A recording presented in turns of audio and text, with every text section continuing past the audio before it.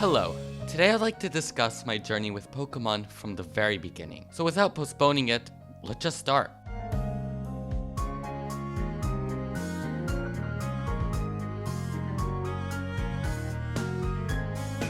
Prologue.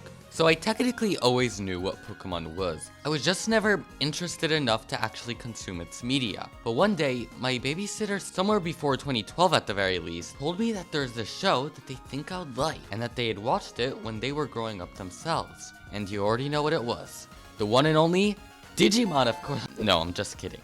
It was the advanced generation of Pokemon. I have no idea what episode it was, but it definitely made the whole anime very nostalgic to me, and was what introduced me into the series in the first place. It's quite a blur what happened in between, but I assume I started watching the anime and began watching playthroughs of YouTube. And then this takes us to the main story. The story. After consuming the other parts of the franchise that it had to offer, I had finally, for my 9th birthday, got my first ever Pokemon game.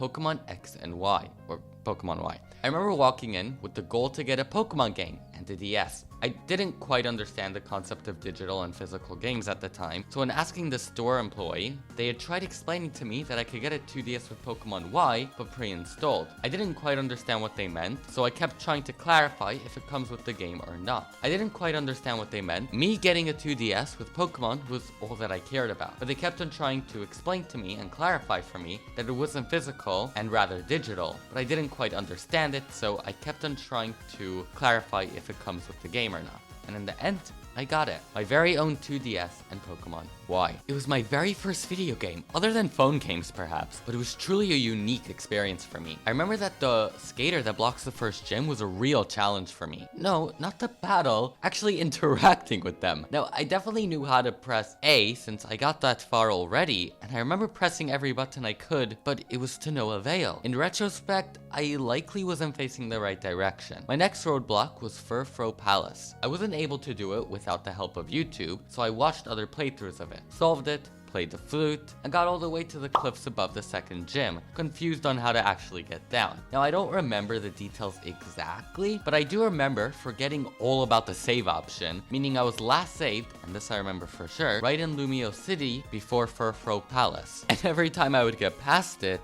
I would close my game, and then back to Lumio as I was when I would start it up again. I remember eventually I would just battle at the cafes, getting my Pokemon to really high levels if I remember correctly. I want to say around 30, oddly enough. I really hated how I couldn't fully explore, and they'd say there's a blackout. I would always try to get past them in unique ways, but it never worked. I eventually made it quite far and saw the option to save and was like, oh yeah, I forgot about that, and proceeded to play the game normally from there. The reason I said I'm not so sure about the details wasn't from what I mentioned so far, but rather how far I was actually able to get with the whole saving thing. I remember getting stuck with the save situation at Lumio's before the Furfrou Palace, but I also remember it for Psylocke City to Shalor City too, so I'm not exactly sure if it happened twice or if I ever got that far, but whatever. Either way, you get the point. Now personally, I actually think that playing Pokemon X and Y first actually gave me a interesting perception on Pokemon as a franchise. You see, since I joined the basically Pokemon's most biggest change, the transition to 3D, I didn't have those expectations that other fans may have had for it. And so since I really love X and Y, while others may think it's really boring, it really showed me how it really comes down to perspective with Pokemon. And so with each new game, I always try to think that even if I'm not a particular fan of something, I always try to see the positive light of it because I know that there's someone who truly cherishes it. But either way, I proceeded to get more Pokemon games, eventually playing Omega Ruby, Black, Black 2, and sort of Soul Silver and Platinum. What I mean by sort of is that I actually lost both of these games before ever finishing them. I remember being stuck at the lighthouse, I watched playthroughs, and I saw that they had an NPC to talk to.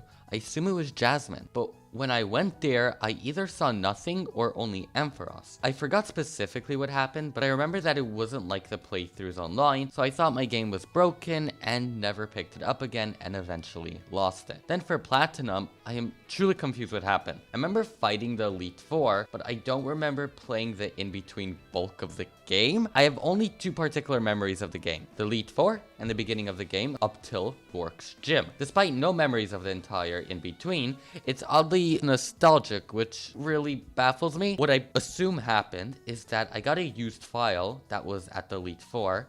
I couldn't make it past them, and then I reset and couldn't get past Torok's gym or of that general idea. I think I did get to Floroma Town though. I'm still confused about this, but in the end I lost my platinum, so Brilliant Diamond Shining Pearl was actually my first finished playthrough of Sinnoh. I remember being really excited for the release of Pokemon Sun and Moon. I finally gotten it, played up till Aether Paradise, and then got bored of it. And sort of Pokemon as a whole, meaning around the end of 2016 was when I got out of Pokemon, which you may know as the year of Pokemon Go. So, what was I doing during that time? Well, I remember being super excited for it. Seeing Pokemon in real life was so cool. In fact, my main source of Pokemon news was Munching Orange, and I remember clearly watching his analysis, specifically the part where he compared to a Google Maps type of thing with Pokemon that they had done prior, which sort of died my hype down for Pokemon Go as a whole. And then when it came out, I didn't have a phone, so I didn't bother. Meaning at this point, I did not consume Pokemon at all. I remember kids in my school and the teachers would talk about Pokemon Go with each other, and my ego would think, I liked Pokemon before you, but it'd come from jealousy, having felt left out after not really doing anything with Pokemon anymore. I would every once in a while check back on some YouTubers I used to watch, but I wouldn't recognize what they were doing, such as Nuzlocke, so I would go off and would not check back for a while. I did do a playthrough of Auras in 2017, 2018 times. Okay, sorry, no, I actually just checked. It was November 2018. Looking at the image, let me see if there's more specifics. I took an image of my playthrough. Maybe I'll put it up on the screen. Let's see the exact date. It was Thursday, November 22, 2018. That's the very specific date. But it does show that I wasn't completely out of it. I just sort of stopped being up to date. So, when did I return? The comeback.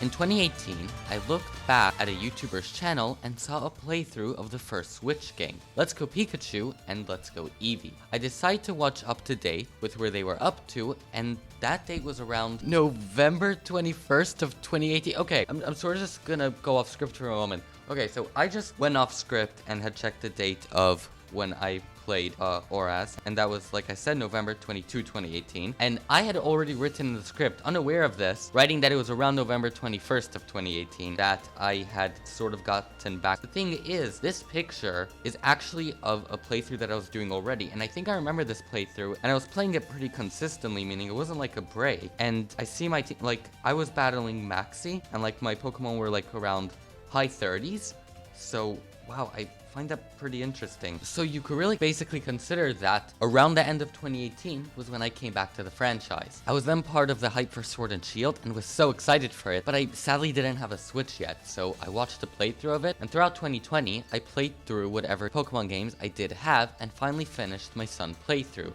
Let's hope I could even get a hidden. It just misses, and it's actually super effective. I don't know why. Why?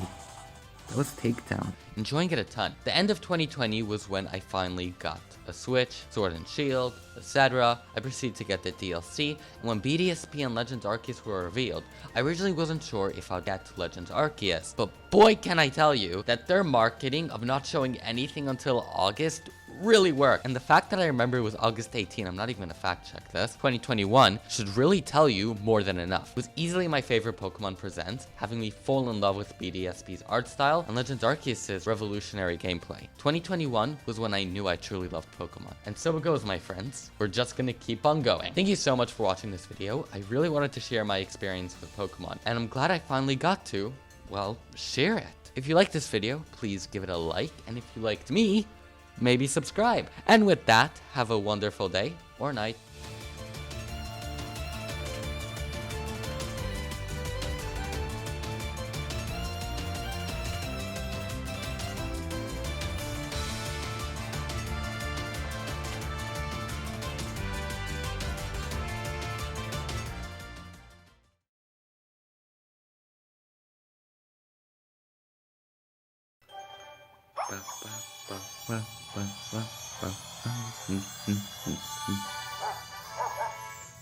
Whoa.